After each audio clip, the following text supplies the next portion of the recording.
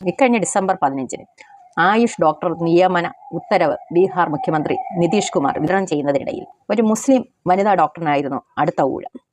അവരുടെ മുഖത്ത് നിഖാബ് ധരിച്ചിരിക്കുകയായിരുന്നു. അവരെ കണ്ടതും നിതീഷ് കുമാർ കൈകൊണ്ട് ആംഗ്യം കാണിക്കുന്നുണ്ട്. എന്നുവെച്ചാൽ ആ നിഖാബിനെ താഴ്ത്താൻ അല്ലെങ്കിൽ മാറ്റാൻ. ഡോക്ടർ പ്രതികരിക്കുന്നതിന് മുമ്പ് തന്നെ നിതീഷ് കുമാർ നിഖാബിനെ കൈകൊണ്ട് വലിച്ച് താഴ്ത്തുകയാണ്. ആ വേദിയിൽ ഇത് നേരിട്ട ഡോക്ടറിൻ്റെ മാനസികാവസ്ഥയെക്കുറിച്ച് നിങ്ങളൊന്ന് ചിന്തിച്ചു നോക്കൂ.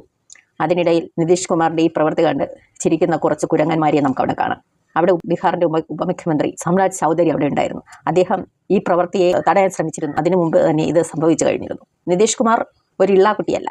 അദ്ദേഹം രാഷ്ട്രീയത്തിലെ അതികായനാണ്.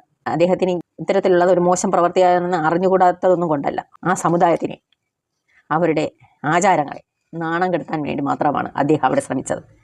ഇതാണ് മോദി കൊട്ടിഘോഷിക്കുന്ന നാരീശക്തി.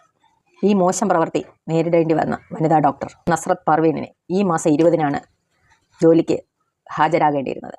അവർ ഇതിൽ നിന്ന് പിന്മാറുന്ന രീതിയാണ് കൈക്കൊണ്ടിരിക്കുന്നത്. അത്രയ്ക്ക് അവർ വേദിയിൽ വെച്ച് അപമാനിക്കുകയല്ലേ ചെയ്തത്. അവരുടെ ബന്ധുക്കൾ ജോലിയിൽ പ്രവേശിക്കാൻ നിർബന്ധിക്കുന്നുവെങ്കിലും നസ്രത്തിന് കൃത്യമായ ഒരു തീരുമാനമെടുക്കാൻ ഇതുവരെ കഴിഞ്ഞിട്ടില്ല. ഇതിനെതിരെ ജനരോഷം ആളിക്കത്തുകയാണ്.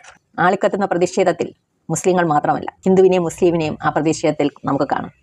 ഇതാണ് ഇന്ത്യയുടെ സൗന്ദര്യം എന്ന് പറയുന്നത്. ആരൊക്കെ തച്ച് തകർക്കാൻ ശ്രമിച്ചിരുന്നാലും ഈ സൗന്ദര്യം നിലനിൽക്കുക തന്നെ ചെയ്യും. आदित्य कुमार सिंह